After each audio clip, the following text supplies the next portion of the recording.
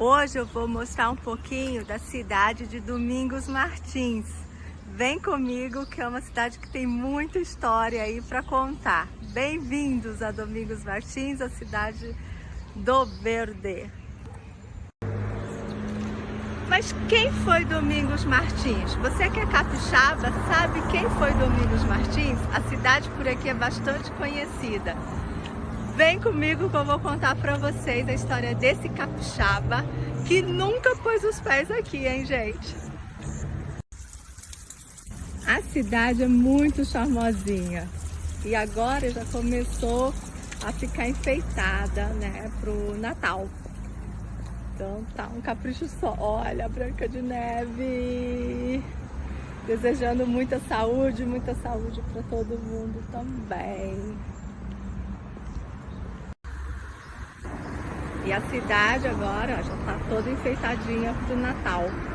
O Natal promete, né? Depois da pandemia, acho que todo mundo merece o Natal aí dos sonhos. Tá toda arrumadinha, toda colorida. Então, hoje feriado de 15 de novembro, dia da proclamação da República. Dia em que o Império acabou, gente, nos tempos do Imperador. Os tempos do Imperador chegam ao fim e as colônias viram cidades e há uma grande mudança. E por que eu escolhi 15 de novembro para apresentar a cidade de Domingos Martins para você? Porque Domingos Martins foi um capixaba, ele nasceu na região aqui de litoral, em Marataízes, entre Marataízes e Itapemirim. E ele foi depois estudar na Europa, e na Europa as ideias revolucionárias, as ideias iluministas estavam pipocando. Lembra a Revolução Francesa? Estava tudo ocorrendo por lá, né? E aí Domingos Martins vira comerciante, né? Trabalha com comércio lá na Europa, monta uma empresa, é sócio de uma empresa em Portugal e depois em Londres, e decide voltar para o Brasil. E sabe para onde ele volta? Não. Se você falou que era para cá, para Domingos Martins, não foi. Como eu disse, Domingos Martins nunca pôs os pés aqui. Essa região, na época, em torno de 1813, 1817, era toda ocupada por índios. Não tínhamos ainda uma imigração aqui em Domingos Martins.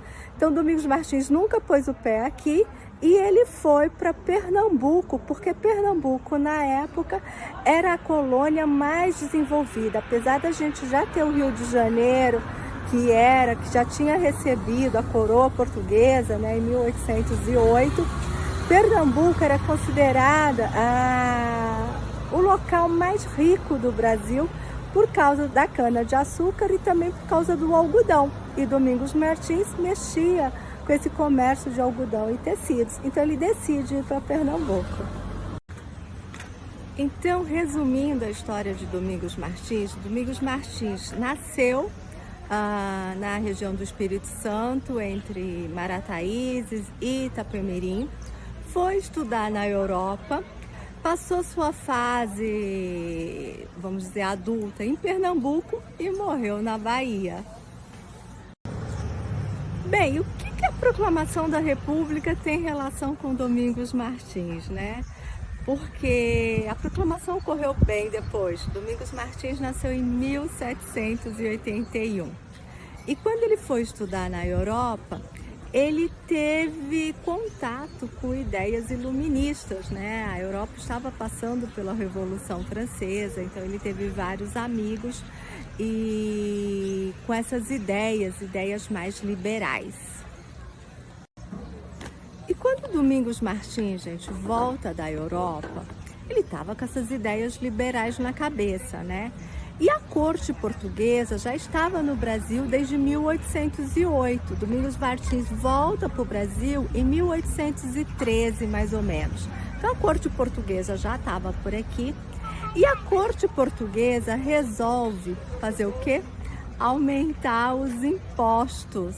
Domingos Martins era comerciante ele veio para Pernambuco, ele escolheu Pernambuco justamente por ser o comércio mais efervescente da época na área de tecidos, algodão, que era o que ele mexia. E o Império, né, Dom João VI, resolve aumentar os impostos.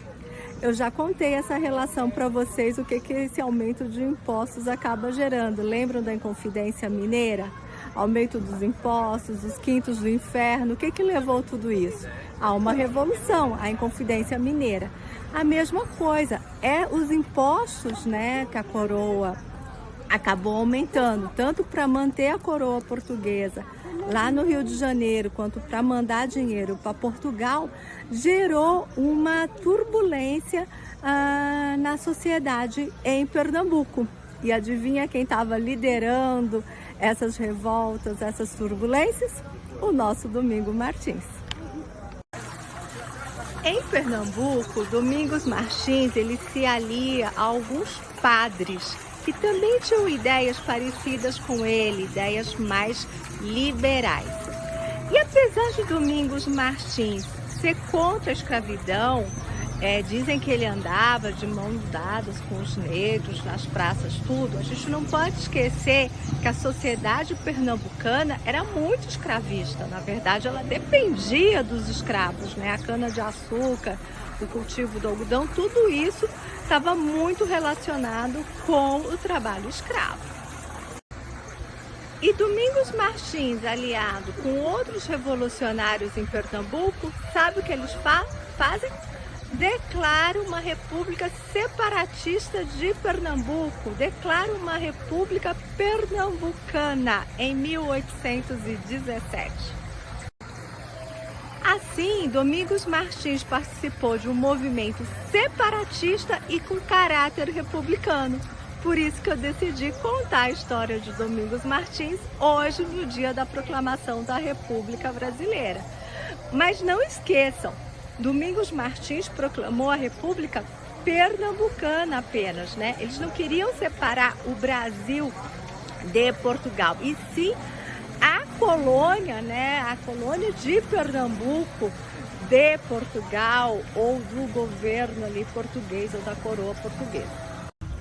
Então, diferente da Inconfidência Mineira, em que os revolucionários nem conseguiram começar direito a revolução, porque logo eles tiveram um delator, a Revolução Pernambucana, sim, eles passaram da fase conspiratória e implantam uma república pernambucana e implantam um governo provisório. E adivinha quem é um dos governantes dessa república provisória? O nosso Domingos Martins.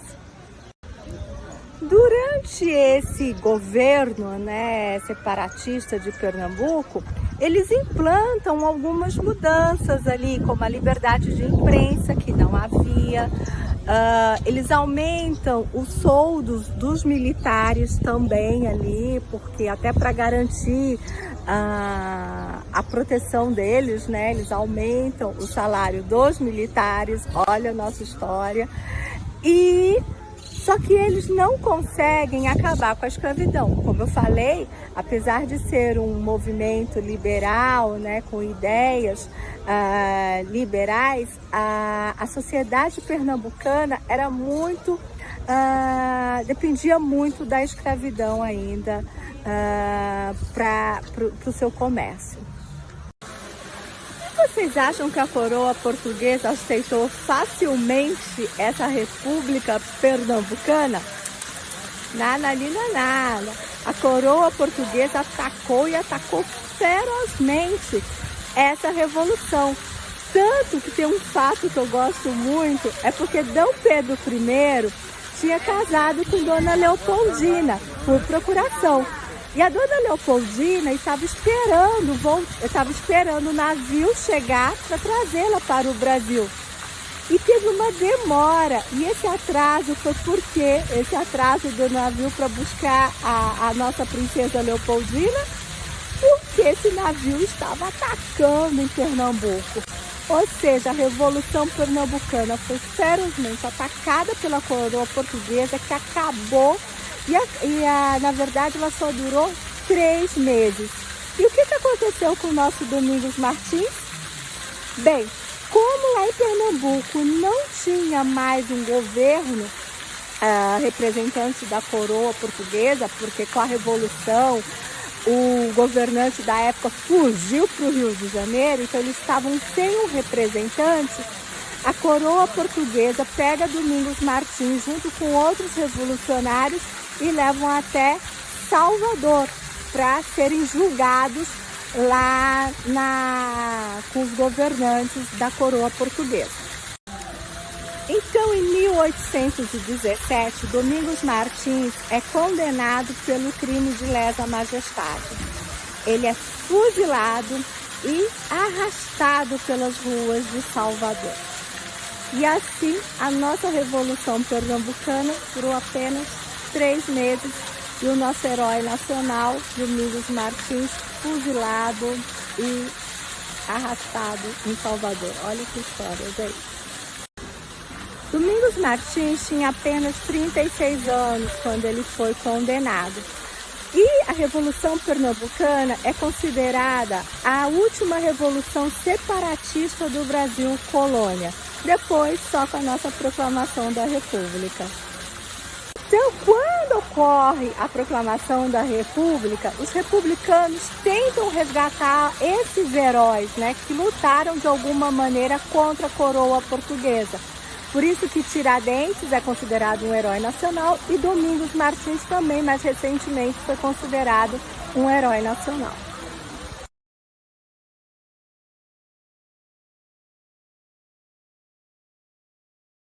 Oi pessoal, eu sou a Paty, da Paty pelo Mundo BR do Brasil, e convido vocês para a gente redescobrir o nosso Brasil juntos. Vamos juntos nesse projeto de uma forma leve e descontraída. Vem comigo!